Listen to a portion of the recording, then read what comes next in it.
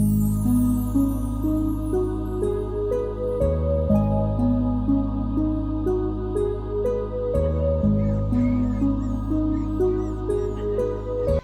ฮือนของชาวบ้านเขาจะเมื่อก่อนจะเป็นเฮือนแบบสี่เลยพี่น้องเนาะ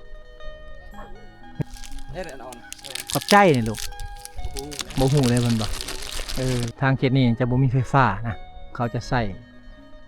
แผงโซลาร์เซลล์พี่น้องเนาะก็คือ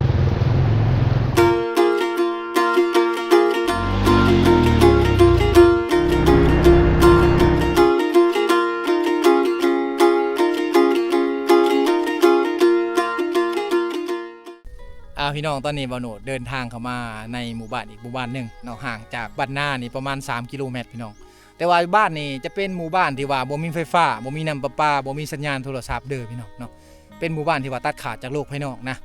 เพิ่นก็อาศัยอยู่ตามเซบังเฮียงพี่น้องรอเรียบตามเซบังเฮียงไปเลยเนาะเพราะว่า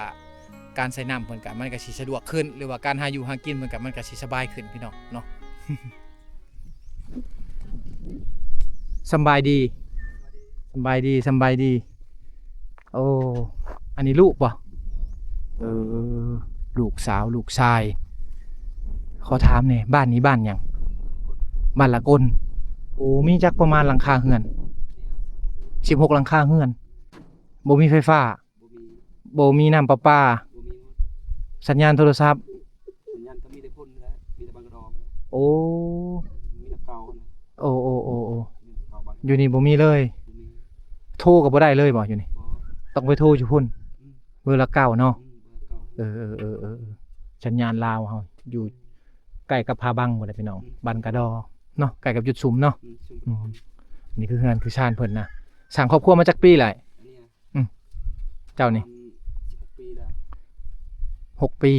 16 ปีโอ้ได้ลูก2คนผู้ชายผู้หญิง2-3 คนบ่เลยเนาะลูกสาวลูกชายพี่น้องอันนี้ฝาแฝดฝาแฝดกับผู้ใดผู้นี้ผู้ชายผู้นี้โอ้นี่ฝาแฝดได้นี่ผู้ใดเป็นอ้ายอันนี้ผู้นี้เป็นอ้ายผู้นี้เป็นน้องผู้นี้เป็นลูกหลาบ่หรือกกอันนี้ลูกกกผู้ได้ผู้นี้ก่อนพี่ก่อนลูกล่าตายเลยอันนี้อ้ายน้องกันเป็นฝาแฝดกันนะเพิ่นได้ฝาแฝดอยู่ทางเขตนี้ได้ฝาแฝดหลายคนเลยเนาะบ้านกระดอกันลายไปแล้วบ้านกระดอกันลายมาโหนดเห็นหลายๆบ้านที่ว่าเพิ่นได้ฝาแฝดพี่น้องเลยเนาะยายขนมลูกๆหลานๆกันพี่น้องเลยจ้าแก้วขอบใจนี่ลูกบ่ฮู้เลยเพิ่นบอกให้มันไงเขาให้มาเฮียนไปเฮียนเลยเนาะไปเฮียนอยู่บ้านนาไปเฮียนอยู่บ้านนาเฮียนใครแน่ดูเฮียนแม่นเอาลูกเอาขนมไหมแก้วไก่ก้าวอนป่ะขอบใจโอ้โหยังบ่ทันได้เรียนหนังสือยังทันเรียนอันนี้6 ปีให้เจ้าอันนี้10 ปีไล่เลี่ยกันเนาะมีปี2020มีลูกอยู่สวรรค์ปี2018อยู่ในกระดอไปแล้วอยู่หัวมอกระดออันนี้ไปออกอยู่สวรรค์ลูกแฝดต้องไปพุ่นเลยเนาะมันยากแล้วแม่นเอาอันนี้คือครอบครัวเพิ่นมีประมาณลูก3 คนอยู่ร่วมกันพ่อแม่ลูกผู้ที่5 คนอยู่เฮือนหลังนี้พี่น้องเลยเนาะมีลูกแฝดนำได้เพิ่นได้ทางเขตนี้ลูกแฝดหลายพี่น้องถ้าเพิ่นบ่บอกนี่เฮาบ่ฮู้ได้นี่ว่าเป็นลูกแฝดกันแต่ว่าหน้าตานี่คือกันเลยนะอ้ายกับน้องเอาไปก่อนเด้อโดยบ๊ายบายเอ้ยลูกบ๊ายบายบ่ฮู้เลย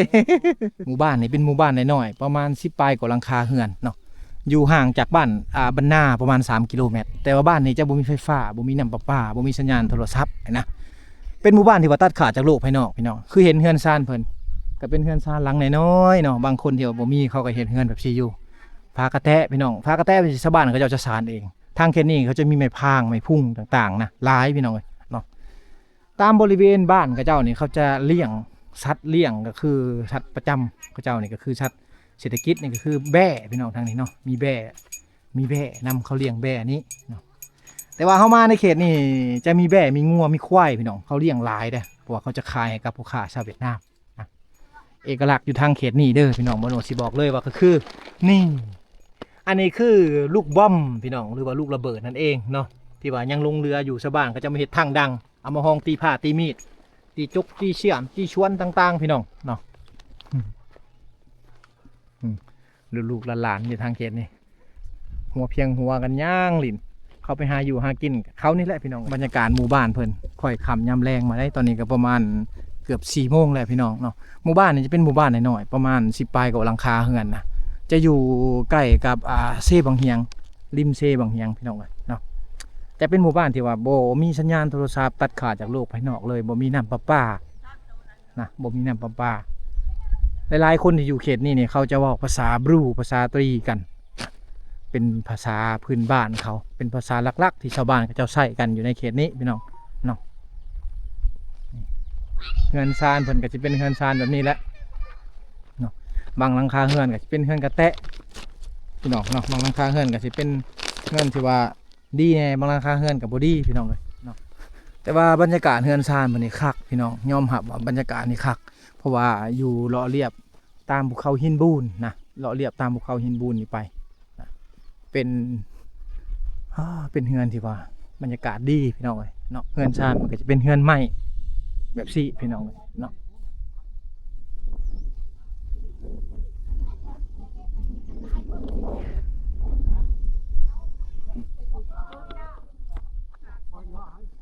เวลาเขามาแบบนี้นี่เขาเชนพ่อค้าชาวเวียดนามนะพ่อค้าเวียดนามพ่อค้าต่างแขวงต่างๆเขาจะมาขายเครื่องอยู่ในหมู่บ้าน เสื้อผ้าของอยู่ของกินไฟสายครบสบายดีมาขายเครื่องเนาะมาขายเครื่องกับเมียขายเสื้อผ้าช่วงนี้กันเบิ่งนี่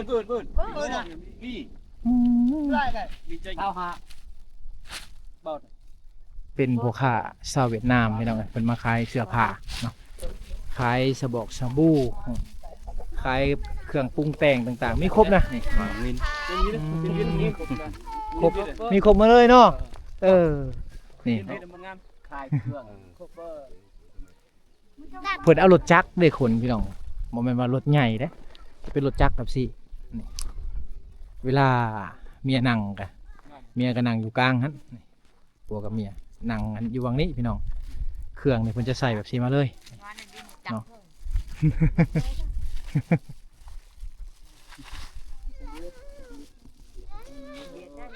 อาบังไปหาอาบัง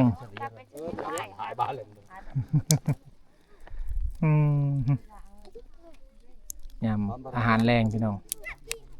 ไปหาหน่อไม้นะนี่คืออาหารแรงเพิ่น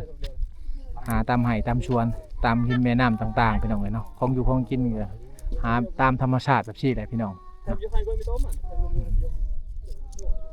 ลูกหลานๆซอยกันเลยไผ่กันลูกไผ่ลูกเคยลูกต่างได้ทางเขตนี่ได้ลูกหลายได้พี่น้องหลายพี่น้องลูกหัวเพียงหัวน้อยๆเลยนะหมู่บ้านมันนี่เป็นหมู่บ้านที่ว่าอยู่คุ้นเขาอะไรพี่น้องเลยเนาะมันงามเลยยอมรับว่าทางเขตนี่เป็นเขตที่ว่าบรรยากาศที่ว่าดีพี่น้องเนาะเหมาะกับการมาเที่ยวมาหลิ่นต่างๆพี่น้องหรือว่าเหมาะกับการมาพักผ่อนเนาะพาครอบครัวมาพักผ่อนถ้าว่ามีเงินก็ซื้อดินไว้จากต้นหนึ่งพี่น้องจากประมาณเฮกตาร์หนึ่งบ่หรือว่า20 คูณ 20ก็ได้หรือว่า1 ไร่ก็ได้พี่น้องเลยเนาะ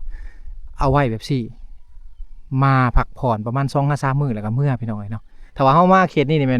เป็นเขตที่ว่าเฮาตัดขาดจากโลกภายนอกเลยพี่น้อง3 มื้อนี่การติดต่อนี่ขาดหายเลยแหละเนาะบ่มีสัญญาณโทรศัพท์พี่น้องในทางเขตนี้เนาะอันนี้คือหมู่บ้านแห่งคุณเขาอีกบ้านหนึ่งที่ว่าบ่โนดมาเป็นครั้งทำอิฐแล้วก็เป็นเถื่อทำอิฐที่ว่ามาถ่ายทำให้พ่อแม่พี่น้องได้เบิ่งเนาะทางเขตนี้นี่ส่วนหลายก็คือเฮือนต่างๆเสาเฮือนต่างๆนี่ก็เฮ็ดมาจากเศษซากสงครามนะเสาเฮือนนี่เพิ่นจะเฮ็ดมาแต่นั่นพี่น้องเนาะเหล็กท่อส่งน้ำมันแต่สมัยสงครามโฮจิมินห์เขาจะเห็นหลายนี่ตัวนี้จะแม่นนี่ลายอะไรพี่น้องนี่ขอนจะเป็นเล็กเลยนะจะเป็นเล็กชาวบ้านพนีพากันไปซื้อเครื่อง รถขายเครื่องมาเลยเนาะไปซื้อเครื่องเนาะ เบิ่งซื่อๆบ่เพิ่นพากันไปซื้อเครื่องอยู่พุ่นแหละเครื่องนุ่งต่างๆมีครบหมาเลยของอยู่ของกินก็มีเนาะอยู่นะทางเขตนี้จะบ่มีไฟฟ้านะเขาจะใส่แผงโซลาร์เซลล์พี่น้องเนาะก็คือตัวนี้บ้านชวนสบายดีพ่อเอ้ยโดยบ่มีไฟฟ้าใส่โซลาร์เซลล์เนาะพลังงานตากแดดใส่ตัวนี้เอาโอ้ไฟฟ้านี่ฮอดแต่บ้านนาเนาะแต่ยังบ่ทันได้ดึงเข้ามาพี่น้องเอ้ยเพิ่นฮอดแต่บ้านนาฉะนั้นชาวบ้านเขาเจ้าก็จะมีแต่ใส่แต่โซลาร์เซลล์ซะก่อนพลังงานแสงอาทิตย์ได้อยู่ทางเขตนี้ก็ใครแต่ยังว่าแต่เมื่อก่อนเนี่ยโอ้ใส่ตะเกียงกระบองเลยพี่น้องเอ้ยบ่มีอันนี้ไหนบ่มีแผงโซลาร์เซลล์นี่ยากเลยเนาะทางเขตในพี่กะหมู่บ้านพวกนี้จะอยู่ท่ามกลางคุณเขาแบบซี่พี่น้องเนาะจะอยู่ท่ามกลางคุณเขาแบบซี่เลย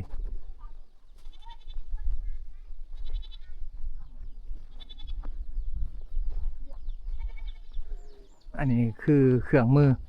หาอยู่หากินเพิ่นก็คือแฮพี่น้องเนาะแฮมองทางนี้เขาจะใส่นะเพราะว่าบ้านเขาเจ้านี่จะอยู่เรียบกับอัน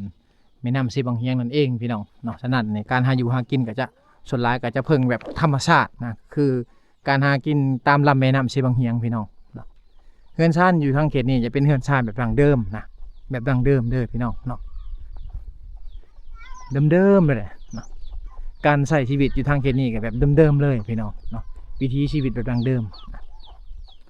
อยู่บ้านเพิ่นนี้จะบ่มีนาเลยพี่น้องจะมีแต่ไห่เท่านั้นเนาะเฮ็ดไห่เฮ็ดสวนปลูกมันต่างๆขอกเป็ดขอกไก่เพิ่นก็จะเฮ็ดแบบซี่แหละพี่น้องเนาะขอกเป็ดขอกไก่เพิ่นนะนี่อันนี้เพิ่นจะสานเองพี่น้องเอ้ยเนาะเป็นตุ่มอันนี้จะเป็นสารเองเลยเอาไว้ใส่ไก่ให้ไก่ฟักไข่ต่างๆพี่น้องเนาะเลี้ยงตามกล่องกะลังเพิ่นครัวแบบซี่แหละเนาะเลี้ยงเป็ดเลี้ยงไก่พร้อมเข้ามาในพี่กะเนาะสบายดีบันชวนทางนั้นญาติแหละเห็ดในเกลือไก่เชฟลี่เกลือหมู เออจิมลี่เนี่ยเกลือหมูเด้อพี่น้องเนาะนี่เพิ่นเอายางรถเก่าเป็นยางรถไถเก่าเป็นซี่พี่น้องเอามานี่มาใส่ซี่ไว้เกลือหมูเพิ่นว่ะเนาะตัดเป็นนั่นเป็นหวางเกลือหมูเพิ่นนะปรับเปลี่ยนพี่น้องเลยเนาะการเข้ามาอยู่ข้างในแบบซี่นี่แม่นความทันสมัยความสะดวกสบายอาจจะบ่มีเลยเนาะฉะนั้นถ้าว่าใครมาอยู่แบบนี้ต้องได้ปรับเปลี่ยนแนวคิดใหม่ทั้งเมิดเลยพี่น้องเลยเนาะพึ่งพาธรรมชาติพี่น้องอยู่แบบพอเพียงนะ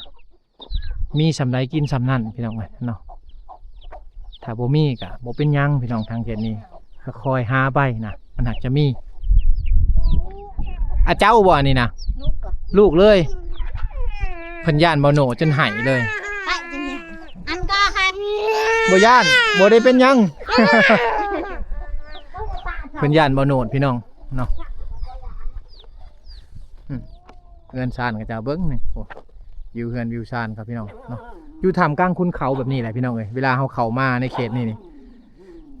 เป็นบรรยากาศที่ว่าคักเนาะอากาศจะบ่ร้อนเด้อพี่น้องทางเขตนี้เกือบว่าหนาวตลอดปีแหละฝนนี่ก็เกือบตกตลอดปีเลยนะแต่ว่ามื้อเฮามาถือว่าเป็นมื้อที่ว่าดีพี่น้องอากาศดีเนี่ยก็เลยว่าบ่มีฝนตกไม้ตามกล่องตารางแบบซี่นี่เพิ่นจะบ่ได้ขายเด้อพี่น้องอันนี้คือไม้ที่ว่าเพิ่นหาไว้เกี่ยมไว้เพื่อว่าจะเอาไว้เฮ็ดเฮือนเฮ็ดชานให้ลูกให้หลานพี่น้องเนาะผู้ใดที่ว่าบ่มีเฮือนชานหลังใหญ่เขาก็จะมีไม้แบบซี่แหละเกี่ยมไว้พี่น้องเอ้ยเนาะเพื่อว่าจะไว้เฮ็ดเฮือนเฮ็ดชานต่อหน้าไปอนาคตต่อหน้าไปนี่ไม้มันหายากเข้านับมื้อเนาะพี่น้องเบิ่งเข้ามาในมุมนี้โอ้ยบรรยากาศบ้าคักๆเลยพี่น้องเอ้ยอากาศหนาวอากาศเย็นต่างแต่ว่าความสะดวกสบายบ่มีก็คือบ่มีน้ำประปาบ่มีไฟฟ้าพี่น้องบ่มีสัญญาณโทรศัพท์เท่านั้นเองเนาะแต่ว่าเส้นทางเข้ามาก็สะดวกสบายแล้วพี่น้องเนาะพอเข้ามาได้นะเฮือนเมื่อก่อนเฮือนของชาวบ้านเขาเจ้าเมื่อก่อนจะเป็นเฮือนแบบซี่เลยพี่น้องเนาะเฮือนเมื่อก่อนจะเป็นแบบนี้ทั้งหมดนะแต่ว่ามาในปัจจุบันนี่กับบางหลังคาเฮือนก็เป็นเฮือนไม้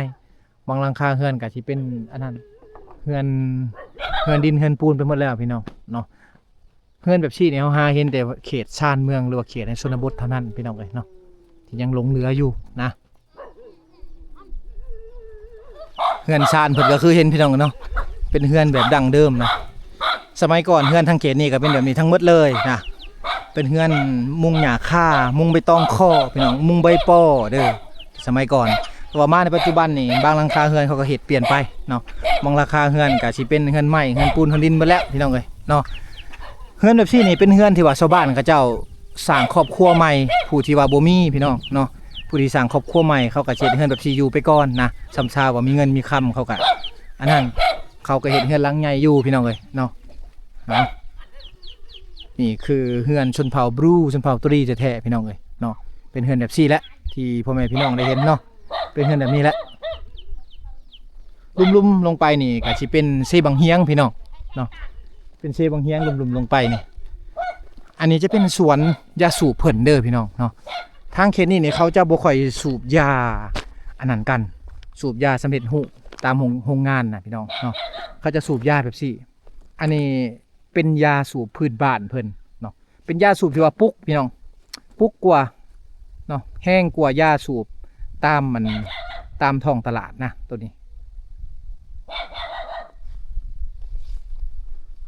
ลงไปลุ่มๆนี่จะเป็นเซบังเหียงเป็นหวังที่ว่าชาวบ้านเขาเจ้าอาบน้ำใส่น้ำอยู่นี่พี่น้องเนาะอาบน้ำใช้น้ำอยู่นี่เลยนะเซบังเฮียงนี่เป็นเซที่ใหญ่เด้อพี่น้องเป็นเซที่ว่าใหญ่ชาวบ้านเขาเจ้ากะชีใส่น้ำนี่แหละเป็นสายน้ำหลักของเขาไว้หาอยู่หากินนะน้ำกินน้ำดื่มพี่น้องก็อยู่วังนี้เนาะก็คือสายน้ำเซบังเฮียงพี่น้องเลยสายน้ำเซบังเฮียงจุดกำเนิดนี่มันไหลมาแต่ประเทศเวียดนามหมดแหละสายน้ำเซบังเฮียงพี่น้องไหลมาแต่ประเทศเวียดนามพี่น้องเดี๋ยวมาถ่ายทำให้พ่อแม่พี่น้องได้เบิ่งนะนี่คือแม่น้ำเซบังเฮียงพี่น้องเลยนี่คือแม่น้ำเซบังเฮียงเป็นแม่น้ำสายหลักของชาวบ้านเขาเจ้าของชาวบ้านเขาเนาะหวังหาอยู่หากินต่างๆใช้น้ำยังต่างๆกันอยู่นี่เลยเพราะว่าบ้านเขาเจ้านี่บ่มีน้ำลิ้นไหลมาแต่ภูเขาบ่ได้ต่อมาเลยพี่น้องเขาจะใช้น้ำนี่เนาะเลิกได้พี่น้องก็อยู่วังนี่เลิกเนาะโอ้บักคักเลยพี่น้องบักงามๆเลยนะมุมนี่พี่น้องหมู่บ้านนี่ก็เป็นหมู่บ้านน้อยๆเนาะที่ว่าตั้งติดกับแม่น้ำเซบังเฮียงพี่น้องเนาะหมู่บ้านนี่ก็เป็นหมู่บ้านชนเผ่าบรูชนเผ่าตรีนะการหาอยู่หากินกับเจ้าก็สิพาธรรมชาติแบบ100%พี่น้องของกินของอยู่ต่างๆก็ตามธรรมชาติพี่น้องเนาะเขาก็หน้าที่เขาเจ้าอยู่ทางเขตนี้หรือว่าเวียกงานเขาหลักๆเขาเจ้าก็เฮ็ดให้เฮ็ดสวนพี่น้องเลี้ยงสัตว์ต่างๆนะเอาไว้ขายตอนกลางนะวิถีชีวิตชาวบ้านก็สิมีประมาณนี้แหละพี่น้องอยู่ในเขตชนบทลาวเฮาเนาะก็ยังมีอีกหลายๆหมู่บ้านที่ว่ามีความแตกต่างกันไปบางบ้านก็มีสถานที่เฮ็ดไร่เฮ็ดสวนก็สิมีเงินมีคำแน่พี่น้องเนาะบางบ้านก็บ่มีสถานที่ก็สิบ่มีหลายแต่ว่าก็พอมีพี่น้องเนาะส่วนหลายเงินคำก็จะเก็บไว้เฮ็ดเรือนเฮ็ดชานหลังใหม่พี่น้องเนาะของกินของอยู่เขาเจ้านี่ซื้อดำน้อยพี่น้องซื้อบ่หลายเขาซื้อแต่มักเพชรแป้งนัวพี่น้องเกลือเท่านั้นนะทางเขตนี้เด้อเสื้อผ้าเท่านั้นพี่น้องถ้าว่าเป็นของกินนี่เขาจะหาตามธรรมชาตินะคือกินหน่อไม้พี่น้องทางนี้อะบังเนาะหรือว่ากินปลาตามเซตามห้วยแบบซี่พี่น้องเอ้ยเนาะฉะนั้นแล้วเขาจะบ่ได้ซื้อของอยู่ของกินเขาเนาะพี่น้อง EP นี้ก็สิมีประมาณนี้เดี๋ยวบนรถเดินทางต่อก็ต้องขอบใจทุกคนที่เข้ามาติดตามรับชมเด้อพี่น้องเนาะ เดินทางกันต่อพี่น้องเนาะเข้าไปอีกบ้านหนึ่งพี่น้องเอ้ยบ้านข้างในนี่จะเป็นหมู่บ้านแห่งคุณเขานะเนาะอยู่ทางเขตนี้หมู่บ้านส่วนหลายก็จะเป็นหมู่บ้านในคุณเขาเลยพี่น้องที่ว่าปอนดมาถ่ายทำให้พ่อแม่พี่น้องได้เบิ่งวิถีชีวิตกระเจ้ากับเป็นวิถีชีวิตแบบดั้งเดิมนะ